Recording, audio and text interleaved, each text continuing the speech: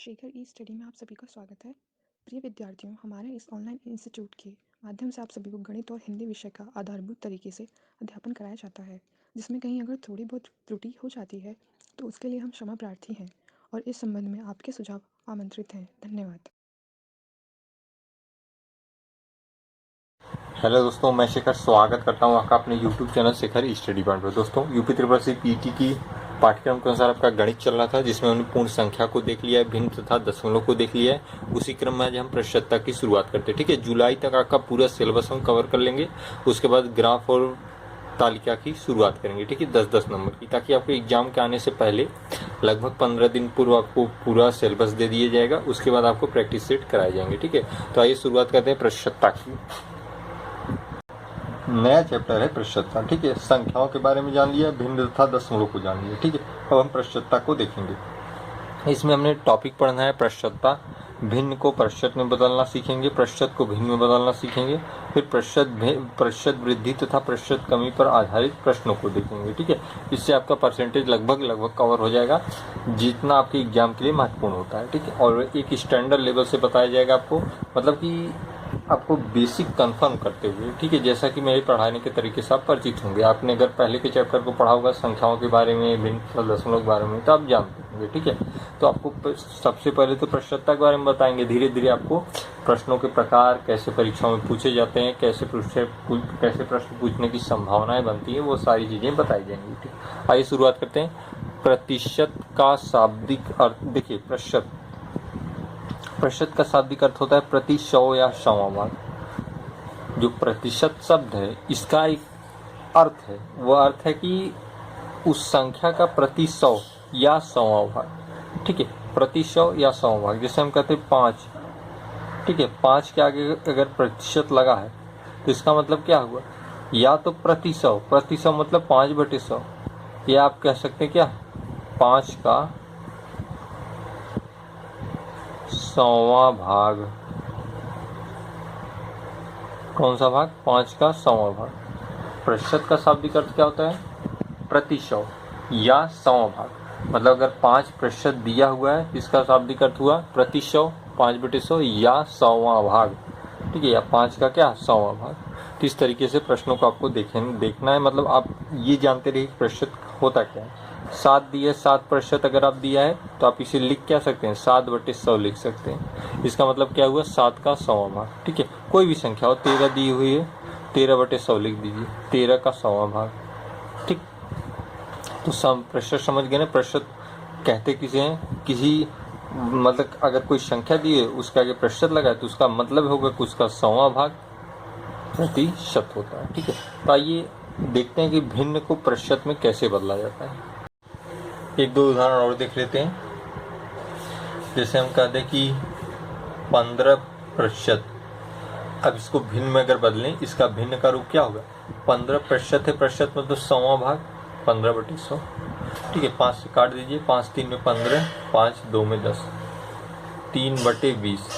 ठीक है, 3/20। ये क्या हो गया, ये 15 तो क्या था, प्रतिशत था, ये क्या हो गया, 3/20 भिन्न का रूप हो गया। मतलब प्रतिशत से भिन्न बदल गया, प्रतिशत से भिन्न बदल गया। ठीक है, इसी तरीके से प्रश्नों को आप सॉल्व करेंगे, बहुत आसान रहेगा। मतलब प्रतिशत से भिन्न बदलना आप जानते रहेंगे तो किसी भी प्रकार के प्रश्न आएंगे आप उसे कर ले जाएंगे आसानी से। ठीक है, अगर 75% दिया है, अगर 75% दिया है, इसे भिन्न में बदलना हो तो क्या करेंगे, 75 का 100वां भाग लिखेंगे, 75 का 100वां भाग। 25 3 में 75, 25 4 में 100।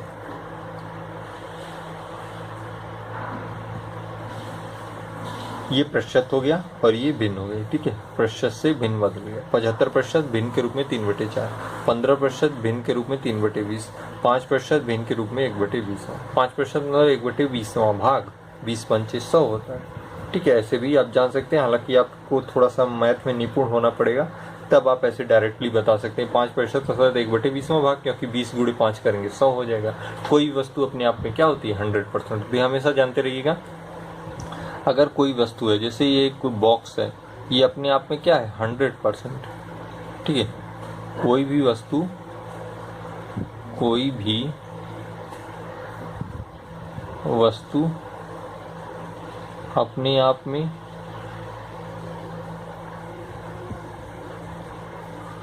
100% होती है। जैसे ये पेन है तो ये पेन है तो अपने आप में पूर्ण है, ठीक है, पेन के रूप में अपने आप में पूर्ण है। ये अपने आप क्या है, मतलब पूरा 100% है, ठीक। इसका मतलब जिस प्रकार से इसका निर्माण है और जैसा इसका स्ट्रक्चर है वो उस सभी से पूर्ण है, अर्थात ये अपने आप में 100% है। कोई भी वस्तु अपने आप में क्या होती है, 100% है।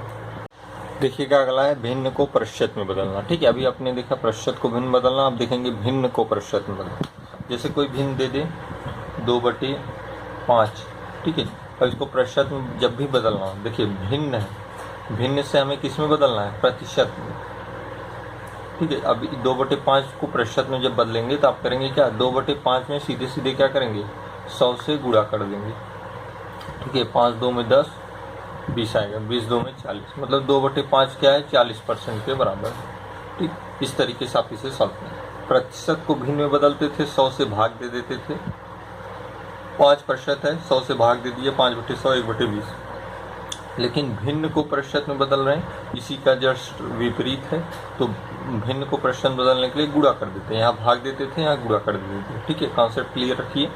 मैंने एक चीज़ यहाँ बता रखा है, इसे भी ध्यान रखिएगा, हमेशा ये आपको काम देगा कि कोई भी वस्तु अपने आप में 100% होती है, ठीक है। कोई भी वस्तु है वो अपने आप में 100% पूर्ण होती है।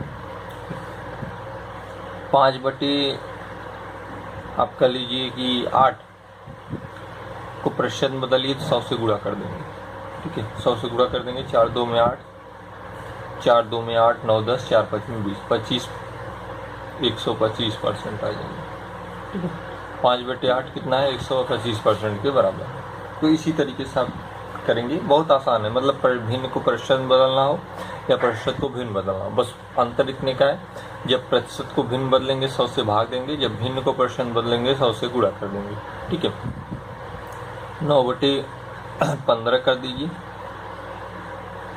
अब इसे अगर प्रतिशत में बदलना क्या करेंगे, 9/15 गुणे 100, ठीक।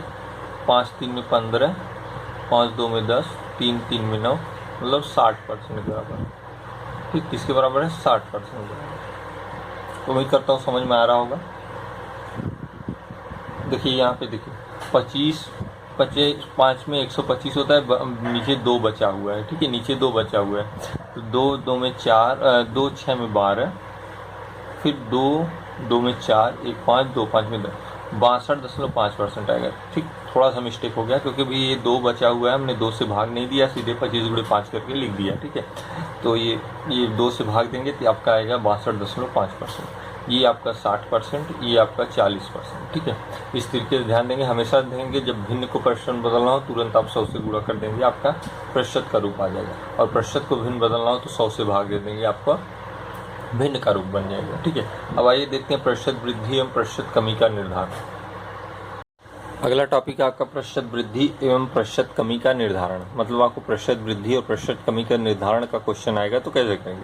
देखिए ये सारी चीज़ें बेसिक चीज़ें हैं, ठीक है, इनको क्लियर कर लेंगे इस पार्ट में, अगले पार्ट से हम क्वेश्चन आंसर को देखेंगे, ठीक है। फिर उसमें जो इंपॉर्टेंट होगा या कहीं नियम रहेगा तो उसे भी हम बताते चलेंगे। तो आप देखिए जितनी भी मैथ पढ़ाई जा रही है आपको एकदम बेसिक से एडवांस तक लिया जा रहा है, ठीक। तो आप ध्यान से देखिएगा, आपके परीक्षा की दृष्टि से बहुत महत्वपूर्ण होगा, वही चीज़ें बताई जा रही है जो आपके सिलेबस में है, ठीक। तो देखिए प्रतिशत वृद्धि एवं प्रतिशत कमी का निर्धारण, जैसे एक क्वेश्चन के माध्यम से बताते हैं। किसी वस्तु का दाम 300 रुपये है, ठीक है। यदि उसमें 50% की वृद्धि कर दी जाए, ठीक है। किसी वस्तु का दाम 300 रुपये, यदि उसमें 50% की वृद्धि कर दी जाए तो अब उस वस्तु का दाम क्या होगा, ठीक है। प्रतिशत वृद्धि हो गई, किसी वस्तु का दाम 300 है, 50% की वृद्धि मतलब प्रतिशत वृद्धि हो गई, भाई 50% की वृद्धि हो गई। अब पूछ रहा है कि अब उस वस्तु का दाम क्या होगा। पहले उस वस्तु का दाम क्या था, 300 था, कितने की वृद्धि कर रहा है, 50% की। तो जब भी परसेंट की वृद्धि हो आप तुरंत क्या करेंगे, 100 में उसे जोड़ के लिखेंगे, 100 में उसे जोड़ के लिखेंगे, ठीक है, और उसी के बटे 100 कर देंगे। मतलब आप 300 गुणे 150 बटे 100, जीरो जीरो से कट जाएगा, 15 3 में 45, मतलब अब उसका दाम क्या हो जाएगा, 450 रुपये। क्या हो जाएगा, 450। जब भी प्रतिशत वृद्धि कहेगा, जितने की वृद्धि कहेगा, 50% की वृद्धि का है तो आपने 100 में 50 जोड़ दिया, क्या हो गया, 150 हो गया।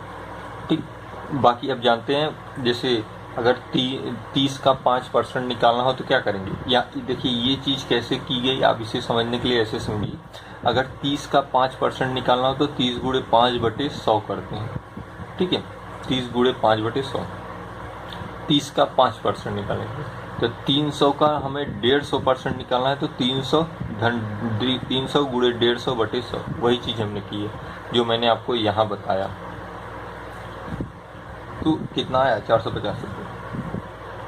अगर यहीं पे वृद्धि की जगह दे देता कमी कर दी जाए, यदि किसी वस्तु का दाम 300 रुपये, यदि उसमें 50% की कमी कर दी जाए, वृद्धि आपने देखी, कमी कर दी जाए, तो उस वस्तु का दाम क्या होगा, तो 300 उस वस्तु का मूल्य है वर्तमान समय में।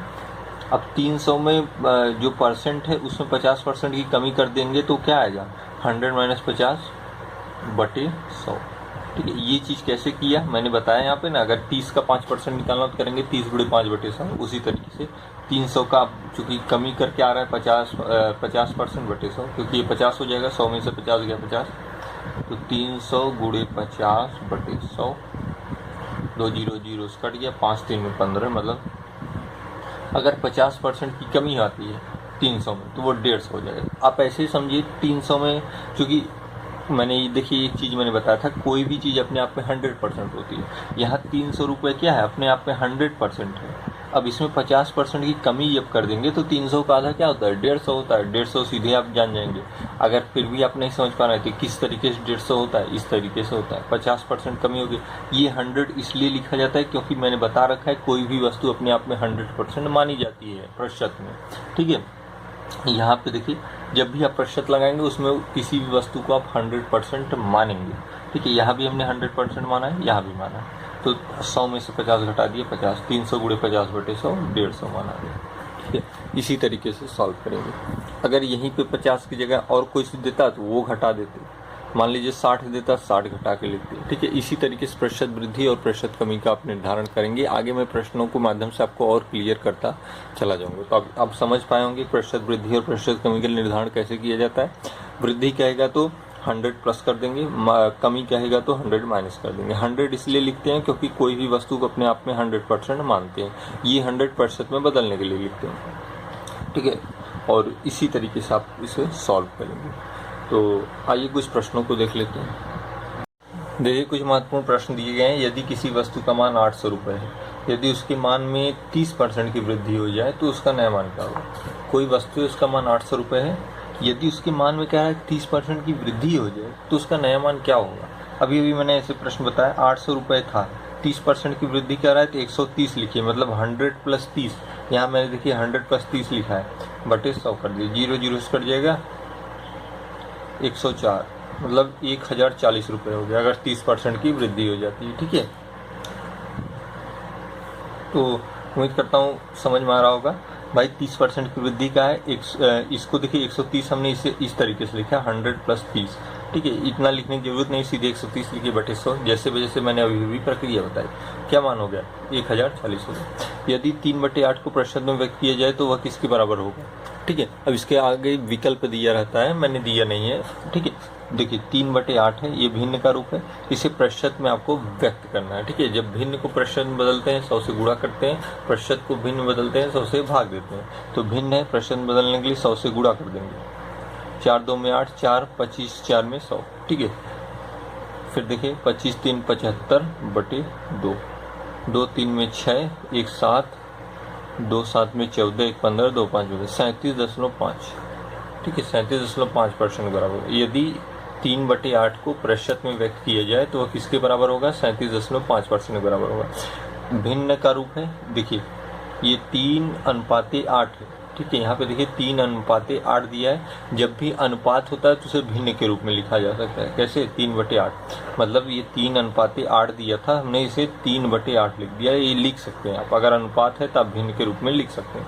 गुणे 100 कर दिए, काट दिए, 75, 25 3 में 75/2 काट देंगे, तो 37.5% आएगा। ठीक है, इस तरीके से आपको प्रश्न मिलेंगे।